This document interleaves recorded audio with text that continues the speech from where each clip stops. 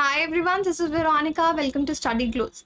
आज का टॉपिक जो हम डिस्कस करेंगे वो है एंटार्क्टिका की मेल्टिंग आइस और उसके कॉन्सिक्वेंसेस में क्या हो रहा है।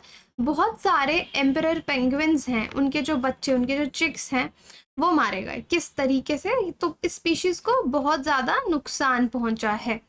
क्यों ऐसा हुआ? मेल्टिंग आइस से क्या फ़र्क पड़ा चिक्स को, ये मैं आपको डिटेल में समझाऊंगी, इनकी ब्रीडिंग साइकिल। बाकी आप मुझसे कनेक्ट कर सकते हैं सोशल मीडिया पे कहीं भी, because I feel together we can make a huge difference. So syllabus में GS3 का पार्ट आप ये समझ लीजिए, किस तरह से क्लाइमेट चेंज हो रही है, डिग्रेडेशन हो रही है, इम्पैक्ट असेसमेंट क्या है। So now coming to these penguins, देखिए 10,000 एम्परर पेंगुइन चिक्स, 4 कॉलोनीज थी उनकी एंटार्क्टिका के। ये बेलिंगशॉसन सी के पास की मैं बात कर रही हूँ, ठीक है। वो सब के सब जो उनके चिक्स थे वो मर गए बिकॉज सी आइस वहाँ पे मेल्ट हो गई थी। ये जो सी आइस है ये इनका ब्रीडिंग ग्राउंड था। जब ब्रीडिंग ग्राउंड ही मेल्ट हो गया लेट 2022 में, तो यहाँ पे ये इनके बहुत सारे चिक्स जो हैं उनकी डेथ हो गई। ओके, तो ये पहला रिकॉर्डेड इंसिडेंट है जहाँ पे इतनी बड़ी मात्रा में हमने ब्रीडिंग फेलियर देखा एम्परर पेंगुइन्स का, वो भी मल्टीपल साइट्स पे एक रीजन में आइस लॉस की वजह से। अब देखो ये चिक्स हैं, ये पेंगुइन्स हैं, तो इनकी पूरी पूरी कॉलोनीज होती हैं। तो ये जहाँ पे खड़े हैं ना, ये वो आइस शीट्स हैं जहाँ पे जाके ये ब्रीडिंग करते हैं। दे मेटिंग करेंगे, फिर एग्स ले करेंगे, फिर उन एग्स से जो ये पेंगुइन चिक्स है ये बाहर आएंगे, राइट। तो पूरा ये ब्रीडिंग पीरियड इनका चलता है।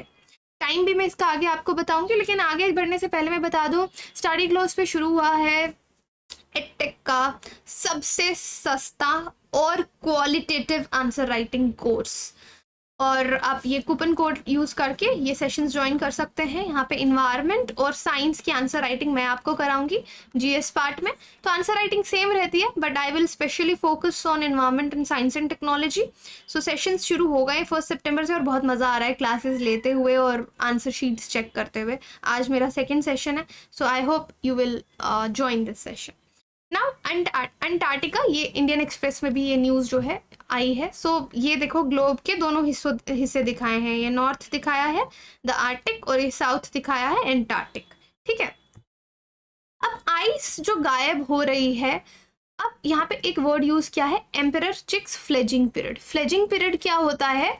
जब जो चिक्स हैं, पेंगुइन के बच्चे जो हैं, वो इनएक्सपीरियंस हैं, अभी उनको अपने पंख अच्छे से यूज़ करना नहीं आता, उनको पानी में उतरना नहीं आता, ठीक है। अभी वो अपने पेरेंट्स की केयर में है, द इनएक्सपीरियंस पीरियड जो उनका है। तो उनका जो फ्लेजिंग पीरियड है, जैसे ही वो शुरू हुआ, वो ख़त्म भी नहीं हुआ था, उससे पहले ही उनकी डेथ हो गई, ठीक है। अब फ्लेजिंग पीरियड के टाइम पे क्या होता है ना, उनके विंग्स डेवलप होते हैं जो वाटर प्रूफ एडल्ट विंग्स होते हैं, और वो तैरना सीखते हैं ताकि वो डूब ना जाएं।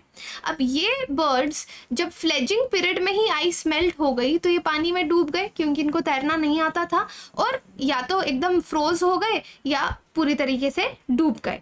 सो क्योंकि जब ये पानी में आए, ये अपना बॉडी का टेम्परेचर रेगुलेट नहीं कर पाए, राइट, जिस वजह से मास डेथ हमको पेंगुइन्स के बच्चों में दिखी। अब ये जो स्टडी है ये बोलती है रिकॉर्ड लो 2022 एंटार्क्टिक सी लेवल देखा गया है, जहाँ पे इतना बड़ा ब्रीडिंग फेलियर देखा गया। अब ये डेटा, ये इंपॉर्टेंट बता रही हूँ आंसर राइटिंग के लिए भी, क्योंकि इंट्रोडक्शन में मैं यूजुअली बोलती हूँ कि कोई क्वेश्चन आता है इन्वायरमेंट इकोलॉजी में तो कोई रिपोर्ट को कोट कीजिए, कोई जर्नल को कोट कीजिए। तो यहाँ पे ये सीधा सीधा अपने कॉपीज में लिख लो, ये किस जर्नल में आया है, कम्युनिकेशंस अर्थ एंड इन्वायरमेंट। तो आप बोल सकते हो कि according to journal Communications Earth and Environment Journal, it has shown the record low, it has quoted that there is record low 2022 Antarctic sea ice led to catastrophic breeding failure of emperor penguins। तो ये report है जो हमको ये data दे रही है, ठीक है। ये कंडक्ट किसने किया? Peter T. चलो इतना लिखने की जरूरत नहीं है, बट हाँ किस जर्नल में आया, क्या डेटा, इसको लिख लीजिए आप। कहीं ना कहीं क्लाइमेट चेंज में एनिमल स्पीशीज को लेकर मल्टीपल जगह ये डेटा आप कोट कर पाओगे, तो इसको जरूर लिख लो। अब कंसर्न क्या है ना कि सिंस 2016 एंटार्क्टिका की जो सी है, एंटार्क्टिक की जो सी है वो कम होती जा रही है, सी कवर आपका कम होता जा रहा है, और 90% एम्परर पेंगुइन्स की जो कॉलोनी है वो रिस्क में है और माना जा रहा है कि ये सेंचुरी जब एंड होगी बाय 2100 हो सकता है कि एम्परर पेंगुइन्स आपकी एक्सटिंक्ट हो जाएं। अब इनकी ब्रीडिंग साइकिल के बारे में समझते हैं। सी आइस से क्या कनेक्शन है एम्परर पेंगुइन और उसकी ब्रीडिंग साइकिल का। उनको स्टेबल आइस चाहिए ब्रीडिंग के लिए। वो अपनी पूरी ब्रीडिंग साइकिल जो है पेंगुइन्स वो सी आइस पे बिताती हैं। तो अर्ली अप्रैल, मतलब जैसे अप्रैल आपका महीना शुरू होता है, ये सी आइस पे पहुंच जाती हैं और बाय लेट दिसंबर तक ये वहाँ रहती हैं। तो बर्ड्स अपनी प्रेफर्ड, हर बर्ड कॉलोनी की अपनी प्रेफर्ड ब्रीडिंग साइट है, ये वहाँ पे मार्च या अप्रैल में पहुँच जाते हैं। दे कोट, दे मेट, फिर एग्स होते हैं और मई जून में इनके एग्स जो हैं या फिर अगस्त लगा लीजिए, इनके एग्स हैच होना शुरू होते हैं। और जो बच्चे उनमें से निकलते हैं, ईदर पेरेंट उनका धीरे धीरे उनको एक एक बारी बारी फीडिंग करते हैं और उनका ध्यान रखते हैं। और बाय दिसंबर एंड या जनवरी स्टार्टिंग में उनके बच्चे समझदार हो जाते हैं।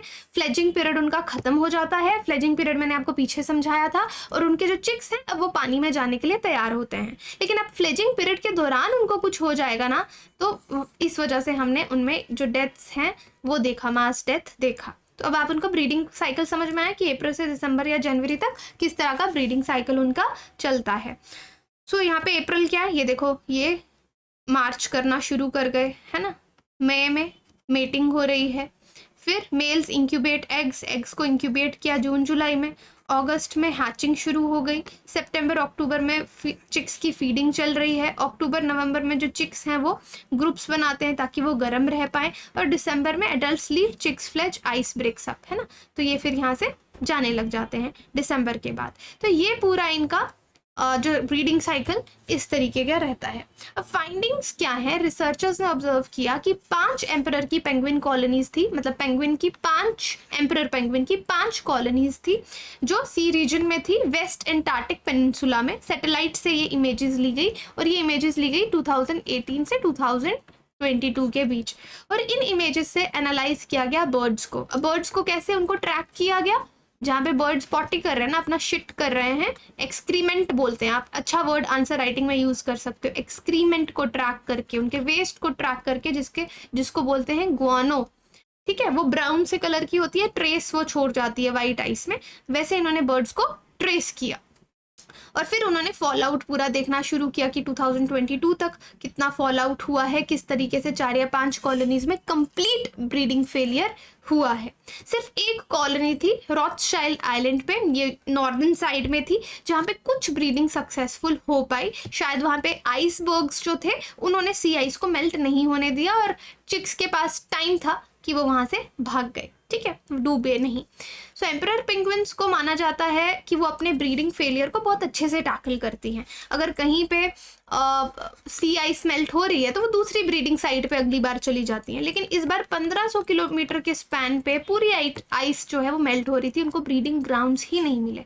तो इस वजह से ये प्रॉब्लम जो है वो देखने को मिली। अब एंटार्क्टिक आइस एक्सटेंट श्रिंकिंग, तो हम देख रहे हैं एंटार्क्टिक आइस में बहुत ज़्यादा रिकॉर्ड 2023 में रिकॉर्ड लो यहाँ पे देखा गया कि कितना श्रिंकिंग हो रहा है। आइस कवर जो वहाँ का है एक्सेप्शनली लो है और थ्रू आउट जुलाई 2023 सी आइस जो है बहुत ज़्यादा वहाँ पे कम होती जा रही है, नासा की अर्थ ऑब्जर्वेटरी रिपोर्ट ने बताया। तो बच्चे सोर्स पूछते हैं कि मैम सोर्स क्या है, तो सोर्स आप ये मेंशन कर सकते हैं, ठीक है। यहाँ पे भी आप देखेंगे किस तरह से आप यहाँ पे देख रहे हैं कि 1991 ये एरियल एक्सटेंट है आइस कवर।